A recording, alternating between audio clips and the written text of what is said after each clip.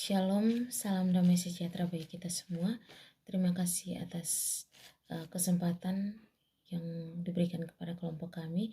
Untuk tidak memperpanjang waktu, saya akan memperkenalkan nama anggota dari kelompok kami. Yang pertama atas nama Silviana Jaimun, yang kedua atas nama Immanuela Natalia Indu, dan yang ketiga atas nama Trifonia Herlina Tunbisi. Baik, pada video kali ini kita akan melanjutkan pembahasan kita tentang rancangan split plot yang sebelumnya kita aplikasikan menggunakan rancangan acak lengkap atau RAL.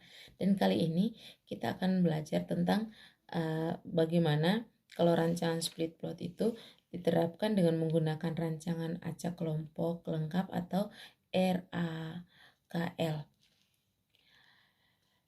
Teman-teman, lingkup materi yang kita bahas seperti biasa, kita memulainya dengan pembahasan kita mengenai apa itu split plot, rancangan acak kelompok atau RAK. Kemudian kita lanjutkan dengan layout rancangan split plot RAK. Kemudian kita juga membahas tentang model linear dan hipotesis di dalam rancangan split plot RAK. Selanjutnya, bagaimana kita membangun struktur tabel analisis ragam ANOVA untuk rancangan split plot RAK. Kemudian kita tutup dengan sebuah ilustrasi juga. Nah, kalau kita membahas tentang rancangan split plot RAK atau rancangan acak kelompok, berarti di sini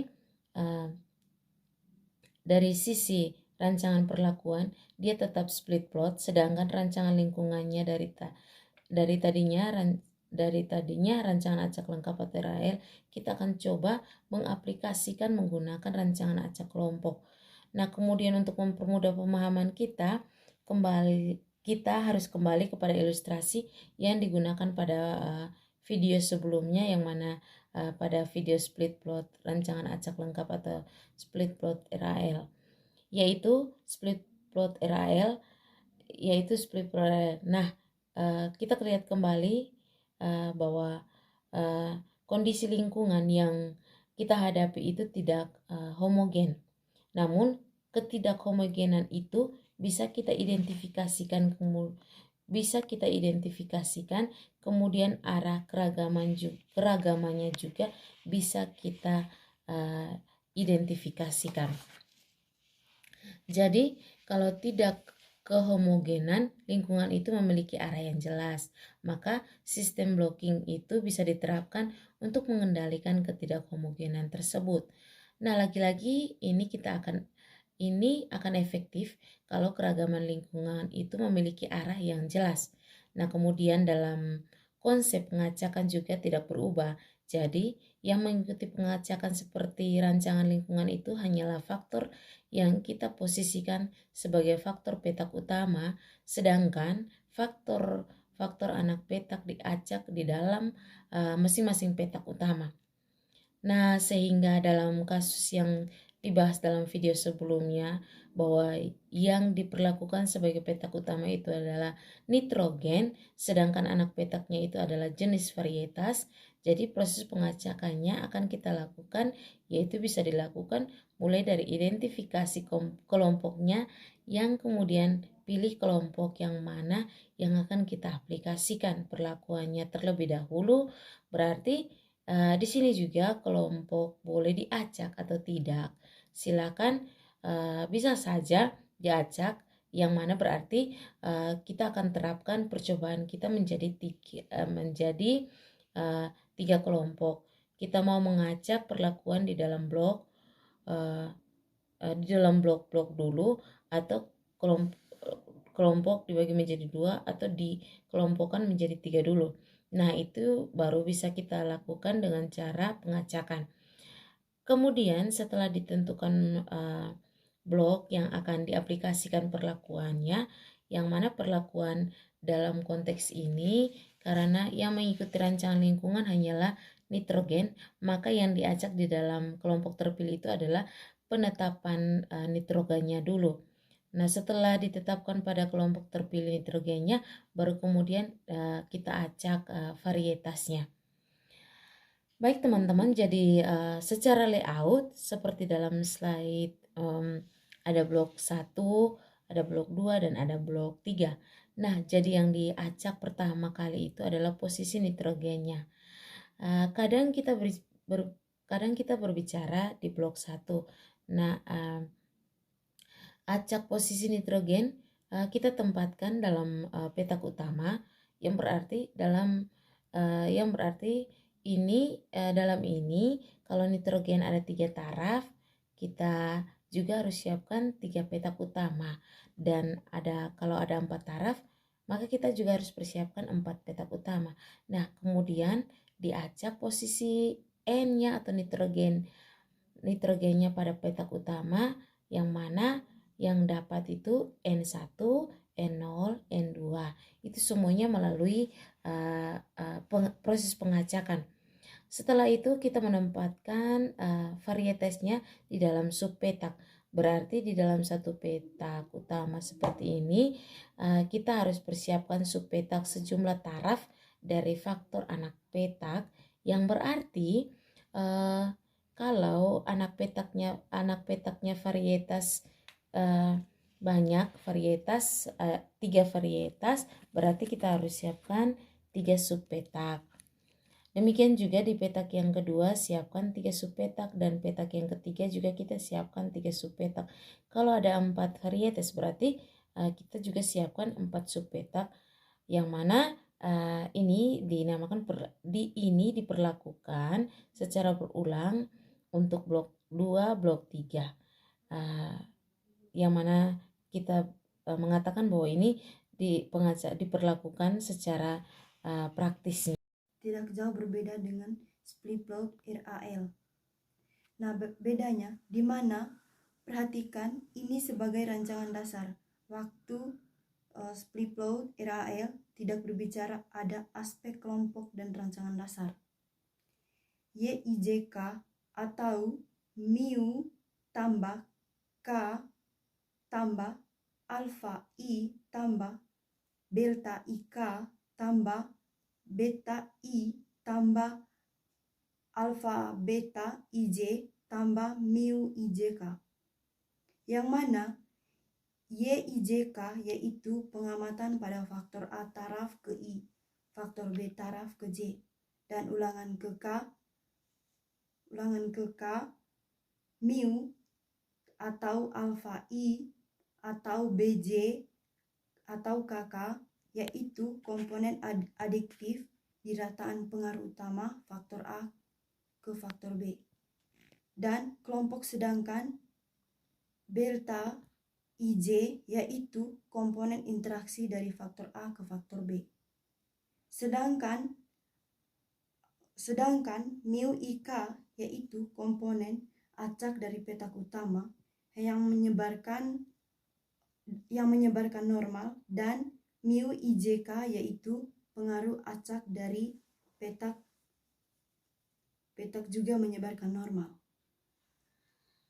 Struktur tabel sidik ragam. Kemudian struktur tabel sidik ragam di sini karena modelnya ada efek blok, berarti ada tambah satu sumber keragaman baru yaitu blok. Di rancangan dasar ada blok, ada efek faktor A, ada galat yang pertama atau galat untuk petak utama. Kemudian baru sumber keragaman dari pengaruh anak petak yaitu B, ada B atau AB, dan ada galat dari anak petak. Kemudian tentu menjadi pertanyaan, bagaimana pengambilan keputusan? Nah, seperti strategi pengambilan keputusan, kapan menolak H0 atau kapan kita tidak menolak H0, itu menggunakan sebaran F. Berarti kalian bisa hitung atau kalian bisa membandingkan hasil dari perhitungan berdasarkan data contoh yang kita miliki ini. Nilai F-nya ini kita dibandingkan dengan nilai F tabel pada derajat bebas yang sesuai. Kemudian yang perlu dicermati di sini, semua keragaman di petak utama itu pembandingannya adalah kuadrat tengah. Sedangkan semua sumber keragaman di anak petak itu membandingkan adalah kuadrat tengah Galat. Langkah-langkah perhitungan setelah tabel sidik ragam, selanjutnya bagaimana kita menghitungnya? Nah, di sini menghitungnya ada 3 poin utama yang harus dikerjakan. Yang pertama, dari data lengkap. Dari data respon seluruh pengamatan. Di sini kita menghitung faktor koreksi atau FK. Kemudian, dari situ juga kita menghitung jumlah kuadrat total atau JKT. Nah, setelah ini dihitung, kemudian buat rekap data berdasarkan komponen di petak utama dengan blok. Kemudian dihitung jumlah kuadrat subtotal. Yang mana di dalam akan kita hitung. Pertama, jumlah kuadrat faktor A atau JKA. Yang kedua, jumlah kuadrat blok atau JKK. Yang ketiga, jumlah kuadrat Galat atau JKG.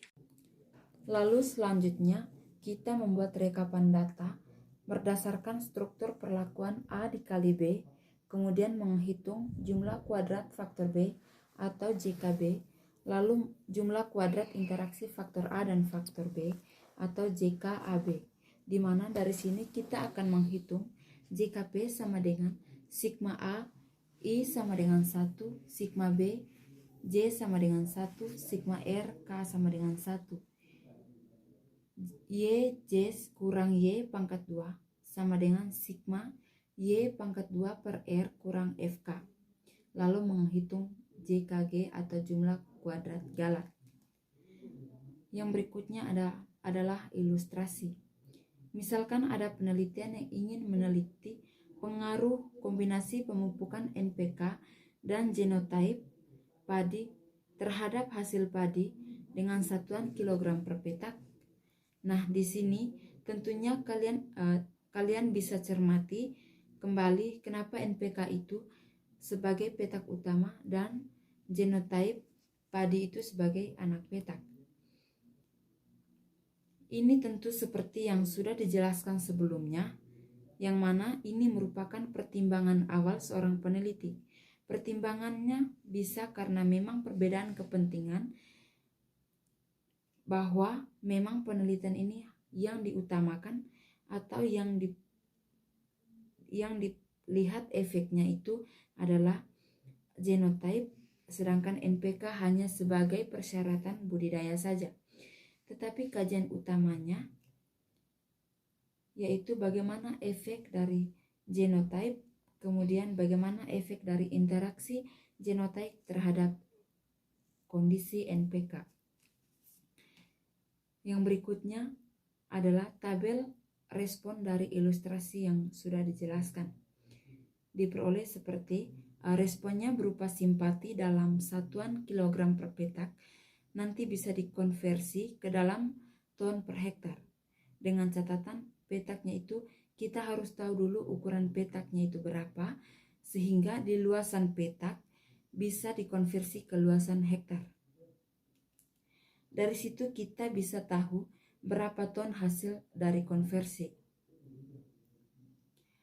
Dari data ini sebagai latihan hendak nanti kita coba kerjakan soal secara mandiri, yaitu mengikuti teknik perhitungan yang sudah dijelaskan sebelumnya. Oke, materi kita tentang split plot sebenarnya ada satu rancangan lingkungan lagi yang bisa kita terapkan, yaitu rancangan bujur sangkar Latin. Lagi-lagi rancangan bujur sangkar Latin ini sangat jarang diterapkan, tetapi itu bisa diterapkan dengan catatan ukuran petakan percobaan atau ukuran petak utamanya itu tidak terlalu besar dan tidak terlalu banyak. Oke, baik teman-teman, mungkin sekian saja hasil materi kami pada pagi hari ini.